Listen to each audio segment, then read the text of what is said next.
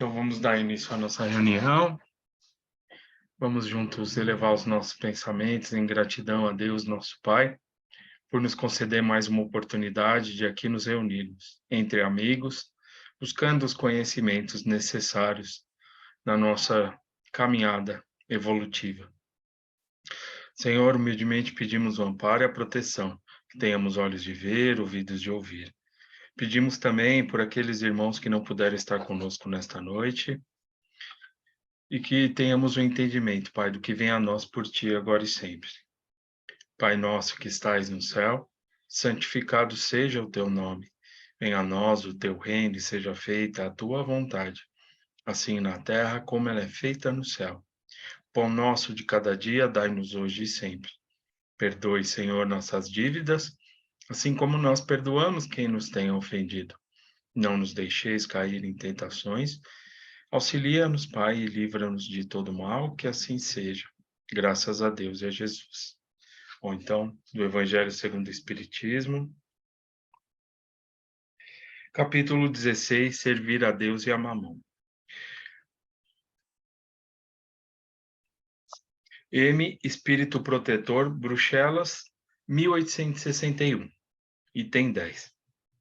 Os bens da terra pertencem a Deus, que os dispensa de acordo com a sua vontade. O homem é apenas o seu usufrutuário, o administrador mais ou menos íntegro e inteligente. Pertencem tão pouco ao homem, como propriedade individual, que Deus frequentemente frustra todas as suas previsões, fazendo a fortuna escapar daqueles mesmos que julgam possuí-la com os melhores títulos. Direis talvez que isso se compreende em relação à fortuna hereditária, mas não aquela que o homem adquiriu pelo seu trabalho. Não há dúvida que, se há uma fortuna legítima, é a que foi adquirida honestamente, porque uma propriedade só é legitimamente adquirida quando, para conquistá-la, não se prejudicou a ninguém. Pedir-se a conta de um centavo mal adquirido em prejuízo de alguém. Mas porque um homem conquistou por si mesmo a sua fortuna, terá alguma vantagem ao morrer? Não são frequentemente inúteis os cuidados que ele toma para transmiti-la aos descendentes. Aos descendentes? É uma pergunta. Pois se Deus não quiser que estes a recebam, nada prevalecerá sobre a sua vontade. Poderá ele usar e abusar de sua fortuna, impunemente durante a vida, sem ter de prestar contas? Não, pois ao lhe permitir adquiri-la, Deus pode ter querido recompensar durante esta vida os seus esforços, a sua coragem, a sua perseverança. Mas se ele somente a empregou para a satisfação dos seus sentidos ou de seu orgulho, se ela se tornou para ele uma causa de queda, melhor seria não a ter possuído. Nesse caso, ele perde de um lado o que ganhou de outro, anulando por si mesmo o mérito do seu trabalho, e quando deixar a terra, Deus lhe dirá que já recebeu a sua recompensa. Deixa eu adicionar a Clarice aqui. Bom, então ele está falando aqui sobre a questão da fortuna, dos bens materiais, dos ganhos materiais, né? Que, como bem diz aqui o texto, não há nada de errado quando você adquire ali pelo seu esforço, ou então você consegue ali uma propriedade, enfim, alguma coisa material, né? Quando você se empenha para conseguir aquilo, então não é somente a questão material, mas é o seu esforço, é o uso da sua inteligência, né? É tudo que você fez para chegar até essa conquista, que isso é muito válido, isso é um aprendizado muito grande para todos nós, né? Desde que esse ganho seja ali com equilíbrio, sem querer passar por cima dos outros, né? Sem querer enganar, muito pelo contrário, né? A gente agir ali de boa fé para conquistar, isso é muito válido, né? É um mérito para nós, desde que possamos dar os devidos valores àquilo que nós temos, né? As nossas propriedades materiais são para usufruto aqui da matéria, né? E as nossas conquistas materiais são aquelas que jamais estarão ali perdidas, acabarão, enfim, muito pelo contrário, a gente vai sempre levar, né? E Deus está no comando de tudo, né? Então, se hoje essa fortuna, essa riqueza, esses bens materiais ali mais volumosos são destinados a determinadas pessoas ali, é como uma possibilidade ali de um aprendizado muito grande, né? Mas a gente sabe que, assim como a pobreza absoluta, a riqueza também, ela representa ali uma prova muito grande, né? Porque está ligado à questão da facilidade, né? Então, imagina aquele que é rico, por exemplo, uma pessoa rica, abastada ali, ela tem essa facilidade de conseguir tudo aquilo que ela quer, né? E se ela não tiver um direcionamento, isso aí se torna algo muito perigoso, tá? Mas Deus concede como uma oportunidade também para que possa haver ali um aprendizado. E aí ele vai destinando segundo as nossas necessidades, né? Então, tudo o que a gente vivencia, sejam as nossas dificuldades, ou então que a gente caminha ali na questão material hoje, é como uma possibilidade de muito aprendizado para todos nós, né? E tudo tem o seu devido valor. Tudo bem, pessoal? Então vamos confiar, né? Então, às vezes a gente fala, queria ser muito rico, queria ter tudo, mas e aí? Será que a gente, né? Como é que a gente reagiria perante tudo isso, né? É uma responsabilidade muito grande, né? Então que a gente possa orar também por aqueles que têm são ricos e têm grandes quantias ali, fortunas, enfim, porque é uma prova muito grande para o espírito, assim como a pobreza também, absoluta. Tudo bem? Então, Deus está no comando, né? Então, Ele sabe aquilo que nós precisamos. Então, alguém quer fazer algum comentário? Então, vamos lá. Então, capítulo 16, Servir a Deus e a Mamon, M, Espírito Protetor, Bruxelas, 1861, item 10, Instruções dos Espíritos. Tá? Vitor, Pois alô, não, meu amigo. queria fazer um comentário, então. Opa, Essa por questão favor, Paulo. Fique à das, vontade, pode falar. essa questão das riquezas, ok, é válido, a gente, são conquistas nossas e tudo mais, mas nós devemos dar o devido valor às coisas materiais que a gente tem, sabe? Não mais do que isso, certo?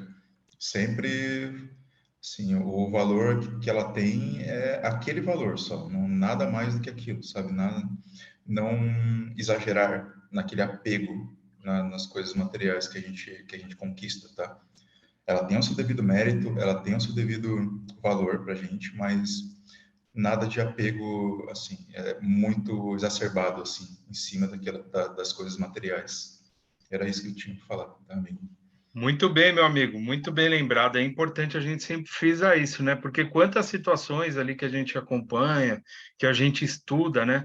Através dos estudos, que os espíritos permanecem presos a essas situações, tá? Então, teve até uma situação que aconteceu que eu me recordo muito bem. é, Enfim, uma situação difícil, mas o espírito ele estava ali sentado na porta do banco, como se ele tivesse querendo proteger a conta bancária dele, sabe? Vivenciando tudo aquilo muito intenso, que ele queria que até a família não tivesse acesso àquilo, sabe? Então aquilo é, essas situações podem estar conosco, aí a gente vai carregando, carregando, e quando chega no plano espiritual, né, quando a gente se depara com a verdadeira ali, a realidade verdadeira, então é necessário ali um trabalho para que possa ocorrer esse desprendimento, né, dessas situações da questão material, tá? Então é importante fazer isso aí que o Paulo falou, a gente dá o devido valor àquilo que nós temos, né? Obrigado, Paulo. Quer falar mais alguma coisa, meu amigo? Não, Vitor, obrigado. Então, tudo bem. Então, é isso aí, pessoal. Então, vou seguir aqui para o nosso estudo, tá? Nosso livro Mediunidade, tá? Nós terminamos o capítulo 7 e no nosso último encontro eu até li aqui a primeira página do capítulo 8, Vampirismo, tá? É um capítulo que nós vamos adentrar aqui no nosso estudo. Porém, eu gostaria de trazer um tema aí para a gente frisar, para a gente entender um pouco mais sobre essa questão do vampirismo, tá? Antes de a gente entrar nesse capítulo, para a gente entender como que funciona, né? O que que pode acontecer, né? Como que a gente pode trabalhar essas questões de um envolvimento, né? Porque é um caso obsessivo, né? E as causas, enfim. Então, eu separei aqui um material para a gente fazer, antes de a gente entrar nesse capítulo, para a gente entender um pouco mais o que significa esse vampirismo, né? Que pode trazer ali uma confusão, gerar um pouco de, enfim, do que seria, como que funciona, né? Então, eu vou falar um pouco a respeito, tá? Vou conceituar um pouco referente a esse vampirismo, e aí depois que a gente terminar aqui, a gente entra nesse capítulo, porque a gente já vai ter aí uma bagagem e vai entender um pouco mais do Herculano Pires, tá? O que ele traz aqui no capítulo é muito interessante, tá? Mas ele visa só um ponto. E aqui nesse material, a gente consegue trabalhar entender um pouco mais sobre esse vampirismo, sobre algumas formas aí num todo, dentro do que a doutrina espírita nos oferece, nos traz, e Kardec também nas obras, tá? Então eu vou iniciar aqui, a gente não vai iniciar o capítulo agora, eu vou fazer uma leitura referente a esse material que eu trouxe. Depois eu vou até compartilhar com vocês no grupo, para ficar aí como um estudo, que é importante a gente se fortalecer e entender um pouco mais sobre essas questões obsessivas, tá? Então vamos lá. Vampirismo na visão espírita. O vampirismo na visão espírita nada tem a ver com os personagens fictícios tão comuns em filmes e séries, tá? Então, é importante a gente entender né, o que significa esse vampirismo. Porém, no imaginário popular, a figura do Conde Drácula e dos morcegos que se alimentam do sangue humano é o mais próximo do que a maioria das pessoas entende sobre o assunto, né? A questão de sugar as energias, né? Ligado a essa questão do espiritismo, para que a gente tenha um pouco de entendimento, mas não tem nada a ver com isso, tá? No espiritismo, o vampirismo é considerado um parasitismo psíquico. É um tipo de obsessão mais comum do que a gente imagina, tá? Então, é uma questão de obsessão, tá? Então, nós estudamos a questão da obsessão, da fascinação, da subjugação, da obsessão simples. Então, esse vampirismo ele está ligado a esse envolvimento espiritual, psíquico, né? Ou seja, uma troca ali de ideias, onde são dadas ali algumas brechas e os espíritos se aproveitam dessas situações para absorver ali as energias dessas emanações mentais, tá? Então a gente entende, a gente estuda aqui que o nosso pensamento ele tem uma força muito grande e atrai para nós situações, sejam elas boas ou não, né? E junto com essa atração, alguns espíritos eles conseguem entender, captar essas energias e eles são atraídos também. Muitos não têm nenhuma ligação conosco, tá? Falar, não, eu sou um inimigo ferrenho há tantos séculos, não. Eles são atraídos por nosso convívio de acordo com aquilo que nós estamos buscando, através dos nossos pensamentos, das nossas emanações mentais, tá? Então é importante a gente entender isso, tá? Que geralmente a obsessão a gente pode pensar, poxa, mas é um espírito que eu fiz muito mal, enfim, essas situações são comuns também. Mas no caso do vampirismo, são essas ligações mentais direcionadas ou não nesse sentido, né, de ter uma ligação de séculos e séculos, ou então por aquilo que nós estamos fazendo. Então, se nós buscamos determinados pensamentos em desequilíbrio, ações, enfim, alguma coisa nesse sentido, acaba atraindo esses irmãos, tá? Tem uma situação que eu posso até comentar com vocês aqui no estudo que aconteceu comigo quando eu cheguei na casa e, enfim, uma situação bem difícil, e o espírito deu uma comunicação e ele falou claramente, falou, olha, não conheço, não tenho nenhuma ligação, mas estou com ele por aquilo que ele está fazendo. Aquilo que ele está fazendo, que ele está buscando, me atraiu para o convívio, e aí esse convívio gera ali, por esse espírito, né, interessado em sugar essas energias que são emanadas ali pelos pensamentos, pelas atitudes, que são as energias vitais, tá, do nosso corpo. Tudo bem? Tá dando para compreender? Se tiverem alguma dúvida, tá? Então, eles são atraídos por esses pensamentos, pelas ações, E através dessa troca, né, dessa troca fluídica, eles sugam essas energias, porque eles precisam dessas energias que eles estão ligados muito às questões materiais aqui de nós. Tudo bem? Roberto, quer falar alguma coisa, meu amigo? Pode continuar aí, Vitor. Tá, ótimo. qualquer coisa você interrompe aqui, tá? Ok. Então vamos lá. Tudo bem, pessoal? Vou seguindo aqui. Se tiver dúvida, por favor, hein? Não é pressa, a gente tem que entender bem essa questão para a gente se fortalecer. Vampirismo na visão espírita, o que é?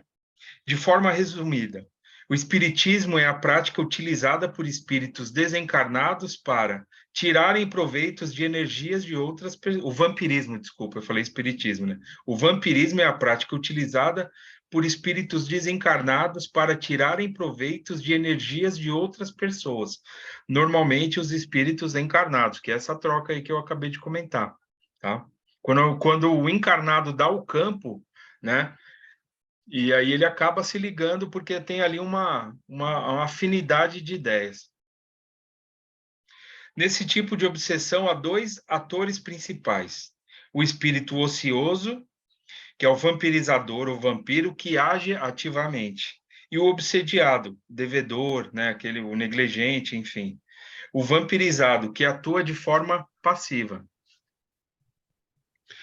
Diferentemente das lendas que mostram o vampiro saindo da tumba durante a noite para sugar o sangue de quem encontrasse pelo caminho, o vampirismo espiritual pode ocorrer a qualquer hora do dia. Tá? Então, como já foi instalado ali, quando já é instalado esse processo e esse espírito tem acesso a esse encarnado, né? E aí ele começa a lançar ideias de querer participar, de querer vivenciar ali alguma situação. E aí ele começa a mandar essas ideias, e o encarnado capta essas ideias e começa a ter as atitudes. Ele começa a desprender essas energias, né, através das atitudes, dos pensamentos. E esse espírito, ele está ali ligado e ele acaba retirando essas energias para si só. É as energias vitais, né? Além disso, a vítima tem um papel fundamental para atrair ou afastar esse tipo de espírito, né? Sempre nessas questões obsessivas, pessoal, sempre depende de nós, né? Da nossa reforma íntima, principalmente questões ligadas à reforma íntima, mudanças de comportamento, né? Para que a gente possa afastar essas situações. Então, nós vamos nos fortalecendo contra esse envolvimento. O vampirismo ocorre principalmente para satisfazer os vícios existentes no espírito perturbador antes do seu desencarne. O que ocorre é que, mesmo após a morte do corpo físico, o espírito ainda pode sentir a necessidade de satisfazer os desejos, com o uso de energias deletérias provenientes do tabaco e do álcool. Então, essa aqui é alguma das questões do vampirismo, tá? É, tem um caso que, se eu não me engano, é do André Luiz no livro Libertação, tá? Onde há um caso desse de vampirismo. Então, tem o encarnado, ele está ali sentado, lendo uma revista, e esses espíritos, sabendo que esse encarnado ele faz o uso do álcool ali constantemente, regularmente, eles se aproximam dele e começam a jogar ideias nele para ele beber.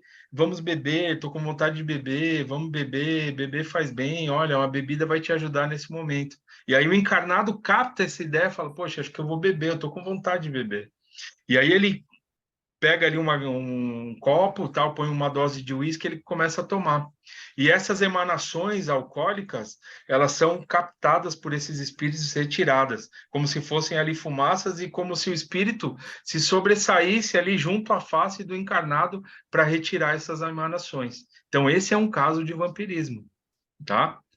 E a questão do tabaco, não tem jeito, né? Nós sabemos que, enfim, fumar faz mal, enfim, tem tudo isso, né? Aí cada um escolhe, né? Tem o livre-arbítrio.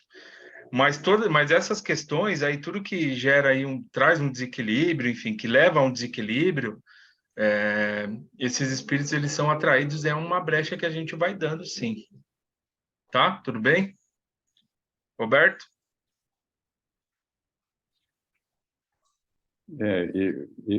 Na realidade, esses espíritos se comprazem com aquilo que a gente está utilizando, né? Então, pode ser, como você falou, álcool, drogas, sexo, alimentação, pode ser uma série de coisas, né? Então, eles se comprazem, como você falou no começo, muitas vezes eles nem conhecem a gente, ele é atraído por aquilo que eu sou. Então, ele fica junto de mim para absorver as emanações. É isso aí, tá muito bom esse texto, viu? Então, vamos lá. Alguém gostaria de fazer um acréscimo? Fique à vontade, perguntar? Então, vamos lá.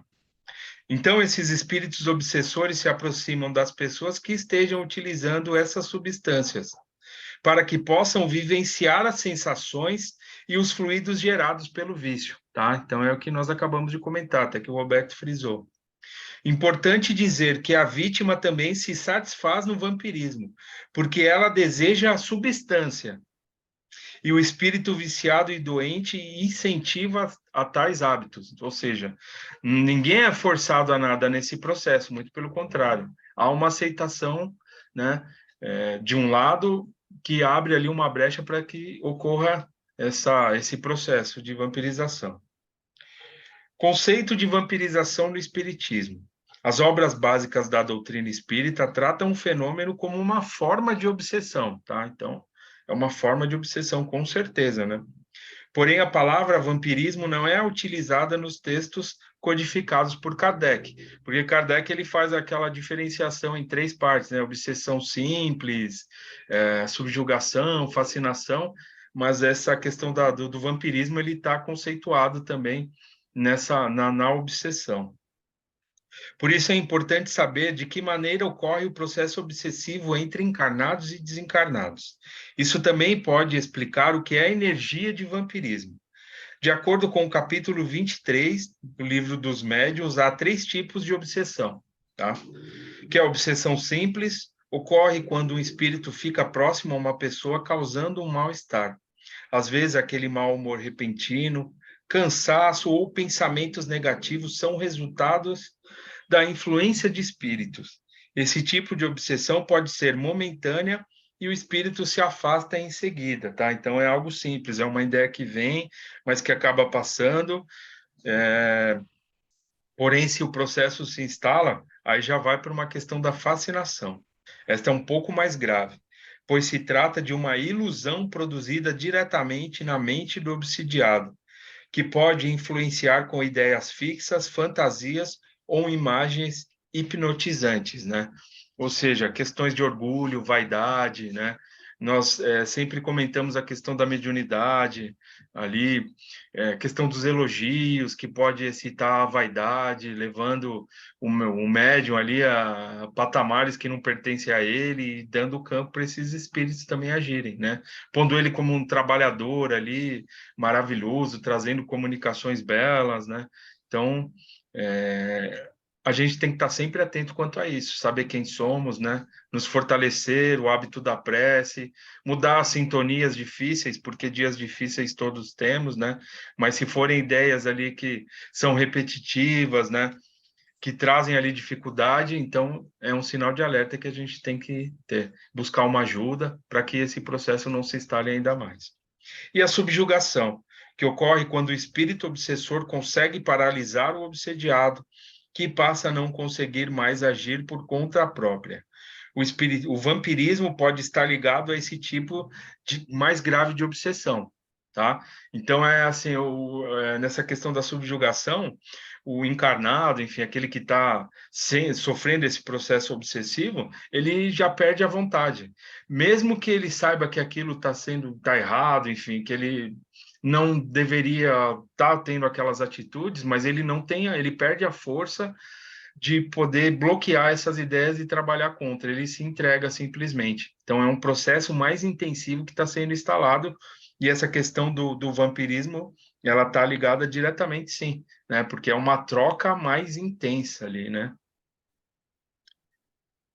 Tudo bem? Quanto a essa questão aqui, fascinação, subjugação, tá?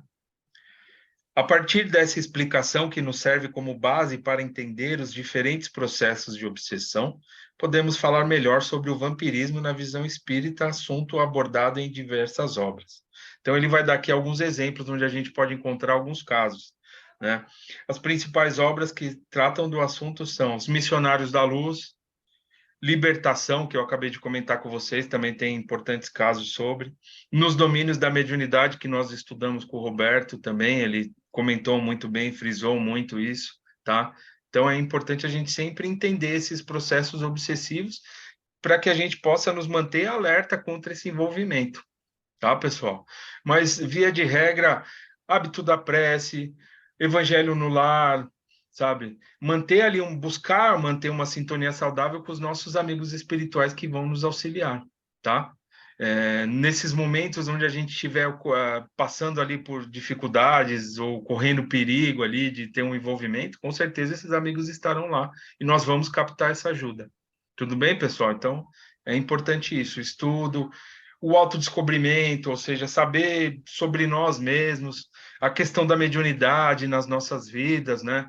A questão dos estudos doutrinários também, que nos abrem portas, né? Que nos mantêm alerta, tá? Então, essa aí é a via de regra. Mas aqui tem algumas obras que a gente pode buscar exemplos sobre essas questões do vampirismo. Eu vou ler meio corrido aqui, mas se alguém quiser falar alguma coisa, é só interromper, tá? O vampirismo e os espíritos obsessores. Para compreender melhor o que são espíritos obsessores, é preciso primeiro entender de que forma podemos atraí-los, tá? Então, como que a gente pode atrair esses espíritos ao nosso convívio?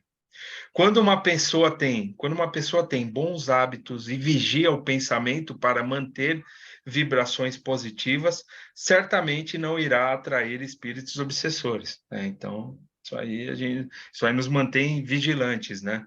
Nos mantém protegidos, tá? Essas questões aí são exercícios para todos nós, né? Lógico que nem todo dia a gente vai estar bem, nem todo dia as coisas vão dar certo, mas essa questão de retomar aí o equilíbrio, né? Isso aí é o que está ao nosso alcance. Os espíritos obsessores que se comportam como parasitas procuram pessoas com as quais possuam afinidade para que possam sugar a sua energia. Então, tem que ter essa questão dessa ligação que nós estamos comentando aqui, uma ligação mental, né? O convite ali que é feito por parte do encarnado, enfim. Então, nós abrimos essas brechas para que essas situações aconteçam. Não adianta a gente chegar e pôr culpa nos espíritos, tá? Isso aí não é certo. Ah, mas eu estou assim por causa do espírito, não. Em algum momento foi aberta ali uma brecha, foi dada uma brecha para que ocorresse essa ligação.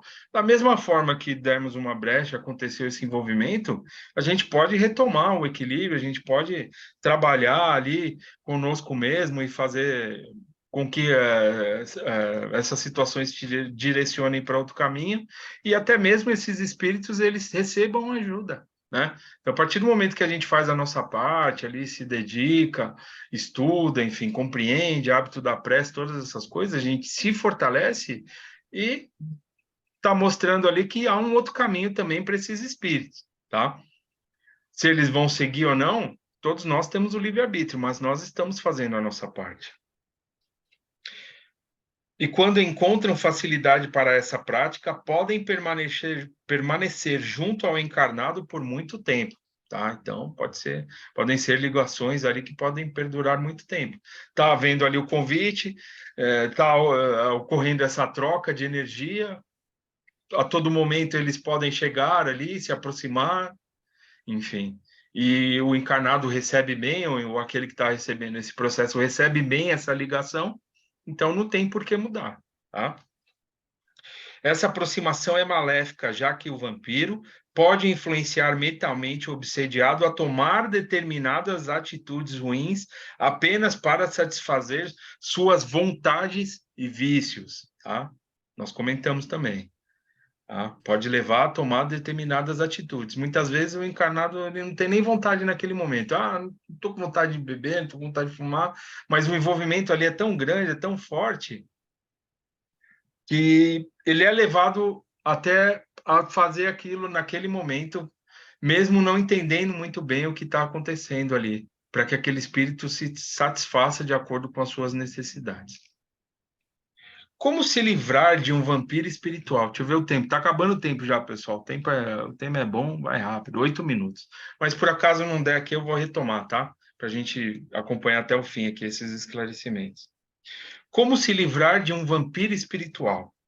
Para se livrar de um vampiro espiritual, primeiro é preciso ter ciência de que está sofrendo esse tipo de obsessão, buscar uma ajuda, né? A ajuda é primordial nesses casos. Depois de identificar o problema, a mudança de hábitos é fundamental, com certeza, né? Então, eu estou querendo parar de beber, eu estou querendo parar de fumar, enfim. E aí você frequenta os lugares ali, continua frequentando aqueles mesmos lugares, buscando aquelas mesmas situações. Então, você está deixando ali a porta aberta para que você recaia, enfim, alguma coisa aconteça nesse sentido, tá? E aí esses espíritos vão estar ali, eles não estão interessados que você pare. Eles vão estar ali tentando, principalmente no começo, por isso que é muito difícil. Aquela vontade, eu vou parar de fumar, aquela vontade intensa de fumar ali, fica muito intensa ali, mas isso aí essa vontade ela é potencializada para que a gente continue. Mas aí vai perdendo força também, assim como a gente vai perdendo a nossa vontade por esse vício, enfim, por essa situação, até que vai chegar uma hora que a gente vai conseguir. É lógico que a gente tem que estar sempre orando e vigiando nesse sentido, né? Quando se trata de viciação, a gente tem que estar sempre ali tomando os devidos cuidados para que não volte, tá? Mas se mantendo ali em alerta, com certeza é um caminho que a gente toma que a gente vai se fortalecendo ainda mais. A prece constante, a prática do evangelho no lar, e tratamentos de desobsessão em um centro espírita de confiança são medidas importantes para interromper a vampirização. Então, com certeza, né? Prece é o que nós comentamos. Prece, estudo, evangelho no lar, né? Frequentar uma sessão, né?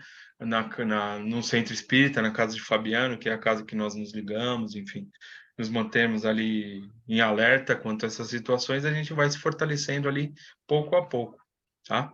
Uma coisa que a gente não pode usar é a questão do nunca. Eu nunca mais vou fazer isso. Tudo bem, você pode não fazer, mas trocar essas palavras, né, por eu vou me manter vigilante para que isso não volte mais. Então, isso faz com que você não relaxe nas suas buscas ali, e isso vai te mantendo mais vigilante nessas conquistas aqui, tá? Bom, ele vai entrar aqui agora no item 3, nas causas do vampirismo no espiritismo, só que ele é um pouco longo, então eu vou deixar para a gente comentar no nosso próximo encontro, tá? Para que a gente possa entender, refletir bem sobre isso e não fique corrido, tá bom? E aí, alguém tem alguma dúvida? Quer fazer o Roberto, meu amigo, por favor, fale um pouquinho aí para a gente. Você está muito quieto. Só alertar uma coisa ainda, que esses vampiros, eles gostam de hipnotizar a gente durante os sonos. Então, é uma coisa que a gente tem que lembrar sempre, fazer uma prece antes de dormir, porque eles podem nos hipnotizar durante o sono, né? Então, muita atenção no que a gente sonha também, né? E o resto é isso aí, né? O espírito vai se comprazer naquilo que nós também nos comprazemos, né? Então, tudo a gente pode fazer, né? Lembrando Paulo de Tarso, tudo eu posso, Sim, mas nem tudo me me convém. convém. Então, a gente tem que procurar andar na linha, porque se a gente parar para pensar, ficamos aí muitas encarnações fora da linha, né? Muitas e muitas encarnações. Não custa agora a gente tentar fazer um esforço e procurar fazer as coisas conforme os exemplos de Jesus, né? É isso que eu acho que a gente deveria fazer. É isso aí, meu amigo. É isso aí. Alguém quer fazer algum comentário, tirar uma dúvida? Bom, então é isso aí, pessoal. Espero que vocês estejam gostando. Paulo, quer falar, meu amigo? Vitor, só não esquece de botar o nome desse livro lá no grupo pra Ah, gente. sim, pode deixar. Eu vou postar o material para que todos tenham acesso depois. Só vou terminar aqui, e aí assim que eu terminar, a gente já vê direitinho, isso aí eu já posto, tá? Muito bom. Obrigado, meu amigo. Espero que vocês estejam gostando, tá? Enfim, a gente tem que se manter vigilante, todos nós temos o livre-arbítrio, tá? A gente não está aqui falando que cada um, não, você tem que fazer isso, você tem que fazer aquilo, não. Nada é imposto, muito pelo contrário, né? Nós todos temos o livre-arbítrio, mas são situações que a gente pode evitar, enfim, eu tentar trazer um pouco mais de equilíbrio que vão nos auxiliar ao longo da nossa encarnação. Bom, então é isso aí, pessoal. Espero que vocês estejam gostando. Então, daqui a 15 dias a gente retoma aqui, que tem alguns pontos importantes, como a causa, né? Como é que a gente pode trabalhar, né? Os sintomas, enfim, que trazem os sintomas desse vampirismo, o que eles trazem para o nosso corpo material, né? Como que a gente pode sentir, enfim. E, então é bem interessante a gente entender. Aí depois que a gente terminar, aí a gente volta para o nosso estudo ali do livro, que a gente já vai ter uma base para entender um pouco mais o que o Herculano Pires vem a nos dizer. Tá bom? Então eu vou encerrar aqui. Então vamos fazer uma prece, agradecendo a Deus sempre por nos proporcionar essas oportunidades de aprendizados tão necessários e importantes que vêm a todos nós para que possamos seguir a nossa caminhada mais fortalecidos. Obrigado, Senhor.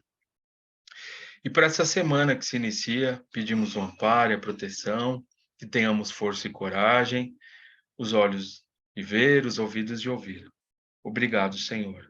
Agradecer ao Frei Fabiano e toda essa caravana de amigos queridos, sempre dispostos a nos auxiliar, se felicitam com as nossas buscas, o nosso querer.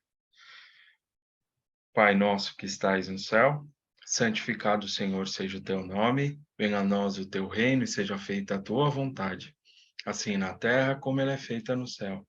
Pão nosso de cada dia nos dai hoje. Perdoa, Senhor, nossas dívidas, assim como nós perdoamos quem nos tem ofendido. Não nos deixeis cair em tentações, auxilia-nos, Pai, e livra-nos de todo mal, que assim seja agora e sempre. Graças a Deus e a Jesus. Então é isso aí, pessoal. A Tati, acho que ela não vai poder participar agora da segunda parte. Alguém poderia chamar outra reunião aí pra gente? Senão eu chamo aqui. A Cássia não tá aí, né?